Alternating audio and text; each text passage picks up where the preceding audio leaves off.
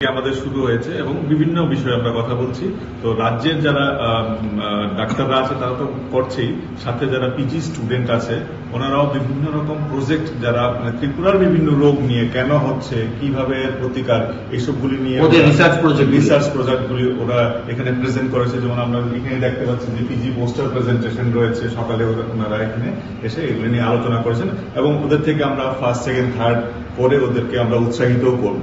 আর এছাড়া তো বললোই, ডক্টর ঘোষ বলল যে বিভিন্ন জায়গা থেকে এসছে, ওনারা বিভিন্ন মেইনলি রিসেন্ট অ্যাডভান্স গুলি নিয়ে কথা বলছে। যেমন এখনই চলছে স্ট্রোক কিভাবে ভালোভাবে প্রতিরোধ করা যায় এবং ভালোভাবে চিকিৎসা করা যায়, এরকম বিভিন্ন বিষয়ে বিভিন্ন টপিক নিয়ে আমরা শিখছি, জানছি এবং যেটা আমরা আমাদের রাজ্যের যারা রোগীরা আছে তারা যেন এই সুবিধাগুলি পায় সেগুলি দেখার জন্য আমাদের এই কনফারেন্সটা হয়।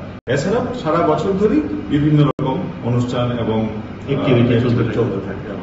অ্যাকচুয়ালি এটা আমাদের 55th state level IMA conference. এটা Indian medical association Tripura state ব্রাঞ্চের অ্যানুয়াল কনফারেন্স। এখানে আমরা 8 তারিখ আর 9 তারিখ 2 দিন এই কনফারেন্সের জন্য সায়েন্টিফিক বিষয়গুলি আলোচনা করা হয়। সকাল 8:30 থেকে শুরু করে বিকাল 3:30 এখন আজকের অনুষ্ঠান চলছে, সেকেন্ড ডে সায়েন্টিফিক প্রোগ্রাম। আর যেটা আপনারা অ্যাটেন্ড করেছিলেন 8 তারিখে সুকান্ত ভবনে আমাদের আনুষ্ঠানিক উদ্বোধন করেন আমাদের রাজ্যের মাননীয় মুখ্যমন্ত্রী ডক্টর প্রফেসর মানিক সাহা মহোদয়। আর এই প্রোগ্রামে আমাদের রাজ্যের ডাক্তাররা তাদের বিভিন্ন বিষয়, সায়েন্টিফিক বিষয়গুলি নিয়ে আলোচনা করেন। এখানে আরেকটু বিস্তারিতভাবে বলতে গেলে এটি হচ্ছে গিয়ে Indian medical association Tripura state ব্রাঞ্চে, কারণ এটি কোনো পার্টিকুলার ডায়াবেটিস বলুন বা গাইনি বলুন বা অর্থোপেডিক বলুন, এরকম কোনো অ্যাসোসিয়েশন হয়, সমস্ত কিছু কাজে আমাদের সমস্ত বিষয় নিয়ে আলোচনা হয়।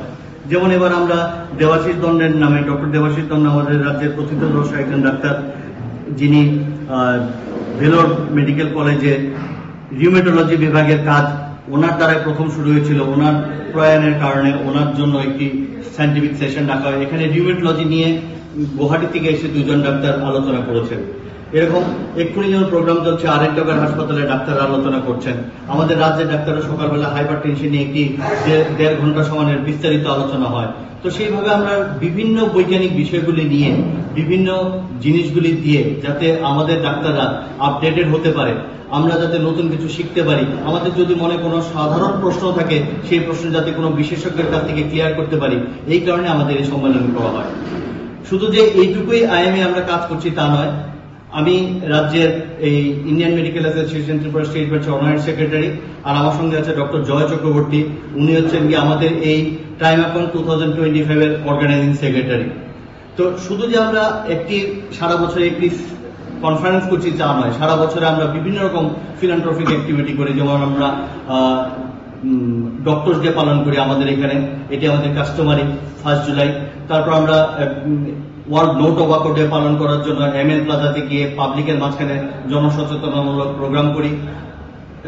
ওয়ার্ল্ড ইন্টারন্যাশনাল যোগা ডের দিন আমরা আমাদের ডাক্তারদের মধ্যে শারীরিক বিষয়ে জাগ্রতা আনার জন্য, জীবনশৈলীকে মেনটেন করার জন্য যোগার অভ্যাসের ব্যবস্থা করেছিলাম। আমরা ব্লাড ব্যাংক অনুষ্ঠান করি ডক্টর ডে হিসাবে, এখানেও ডক্টর মানিক শাহ আমাদের মাঝখানে এসেছিলেন আমাদেরকে উৎসাহিত করার জন্য। আমরা হেলথ ক্যাম্প করেছি। আমরা এই রাজ্যে বিগত দিনে যে বন্যা হয়েছিল সেখানে আমাদের ডাক্তাররা স্বতঃস্ফূর্তভাবে কন্ট্রিবিউট করেছেন। 1,80,000 টাকা আমরা মুখ্যমন্ত্রী ত্রাণ তহবিলে দান করি। আমাদের ডাক্তাররা শালগড়া, উদয়পুরে একটি রিলিফ ক্যাম্পের আয়োজন করেছিল, সেখানে ডাক্তাররা গিয়েছিল। একদিনের লাঞ্চের ব্যবস্থা করা হয়, তাদের চিকিৎসা সামগ্রী আমরা এগিয়ে দিই।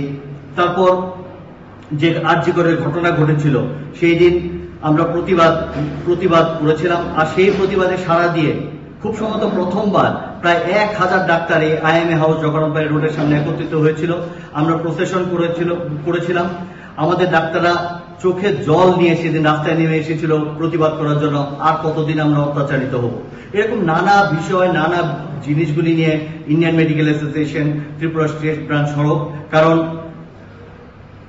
ডাক্তার অর্গানাইজেশনের মধ্যে সব থেকে বড় অর্গানাইজেশন হচ্ছে ইন্ডিয়ান মেডিকেল অ্যাসোসিয়েশন। এটি 95 সাল পুরনো। 1930 সাল থেকে ইন্ডিয়ান মেডিকেল অ্যাসোসিয়েশন নিরন্তরভাবে ভারতবর্ষে কাজ করে চলেছে।